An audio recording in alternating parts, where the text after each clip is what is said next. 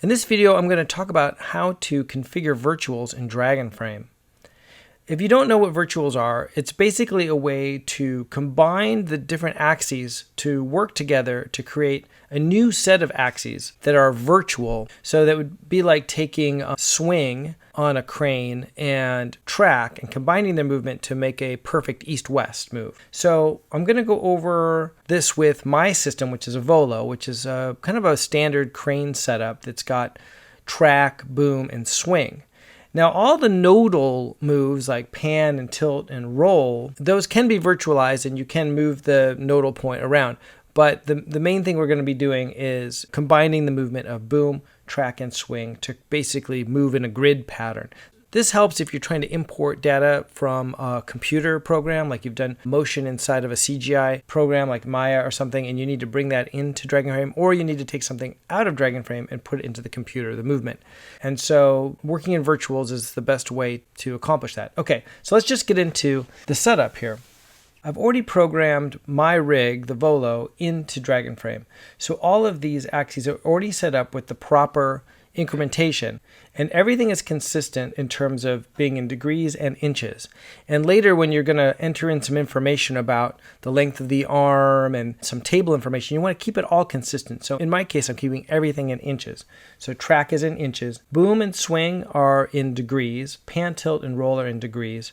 With focus, I use degrees. It's not really part of the virtual setup, and you can set up focus however you want. Once you've configured your virtual axes, you're going to use this button right here with the big V, and that will switch you in and out of virtuals.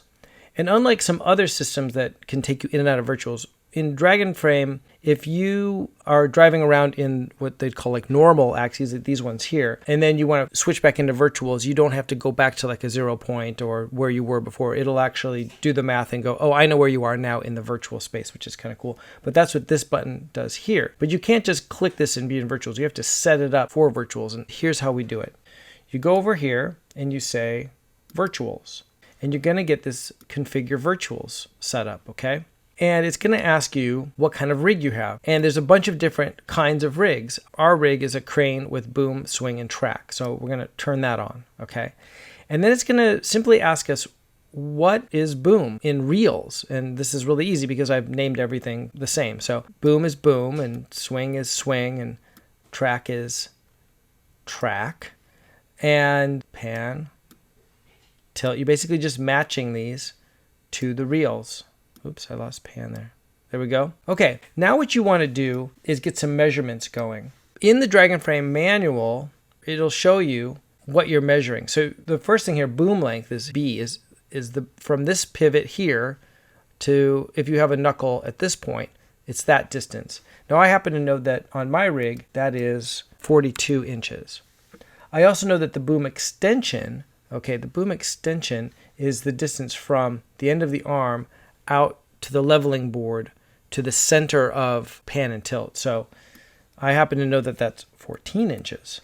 Okay, now we get into this boom compensation table, and we have in our instructions on how to do the boom compensation data. And basically, you're going to have to take some measurements by moving the boom up and down and compensating with track and finding a series of settings that create a straight line up and down. And there's a few different ways you can do it, but we list out instructions here on ways to create the data. And there's different ways to create the data.